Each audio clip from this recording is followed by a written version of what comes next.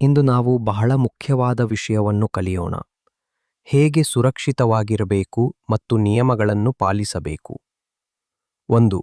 ಸುರಕ್ಷಿತವಾಗಿರುವುದು ಏಕೆ ಮುಖ್ಯ? ನಿಮ್ಮ ಕುಟುಂಬ, ನಿಮ್ಮ ತಾಯಿ, ತಂದೆ ಮತ್ತು ಹಿರಿಯರು ನಿಮ್ಮನ್ನು ತುಂಬಾ ಪ್ರೀತಿಸುತ್ತಾರೆ. ಅವರು ಯಾವಾಗಲೂ ನೀವು ಸುರಕ್ಷಿತವಾಗಿರಲು ಬಯಸುತ್ತಾರೆ.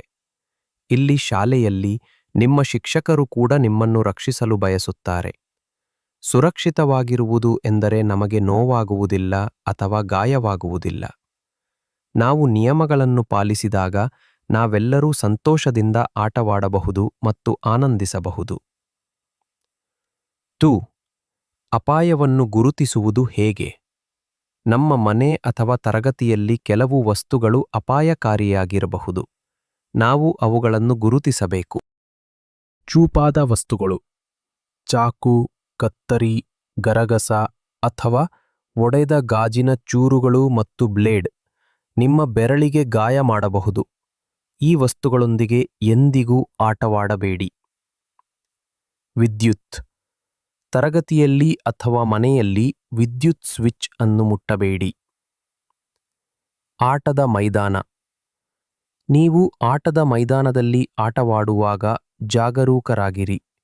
ನಿಮ್ಮ ಸ್ನೇಹಿತರನ್ನು ತಳ್ಳಬೇಡಿ. ಜಾರುಬಂಡೆ ಮತ್ತು ಉಯ್ಯಾಲೆಗಳ ಮೇಲೆ ನಿಮ್ಮ ಸರದಿಗಾಗಿ ಯಾವಾಗಲೂ ಕಾಯಿರಿ. 3. ಸುರಕ್ಷತೆಗಾಗಿ ನಿಯಮಗಳನ್ನು ಪಾಲಿಸುವುದು ಹೇಗೆ? ಹಿರಿಯರ ಮಾತನ್ನು ಕೇಳಿ. ಯಾವಾಗಲೂ ನಿಮ್ಮ ಹಿರಿಯರು ಮತ್ತು ಶಿಕ್ಷಕರ ಸಲಹೆ ಮತ್ತು ಮಾರ್ಗದರ್ಶನವನ್ನು ಕೇಳಿ. ಅವರು ನಿಮಗೆ ಬೆಂಬಲವಾಗಿರುತ್ತಾರೆ ಮತ್ತು ಸುರಕ್ಷಿತವಾಗಿರಲು ಸಹಾಯ ಮಾಡುತ್ತಾರೆ. ಅಪರಿಚಿತರು. ನೀವು ಹೊರಗಿರುವಾಗ ನಿಮಗೆ ಗೊತ್ತಿಲ್ಲದವರಿಂದ ವಸ್ತುಗಳನ್ನು ತೆಗೆದುಕೊಳ್ಳಬೇಡಿ.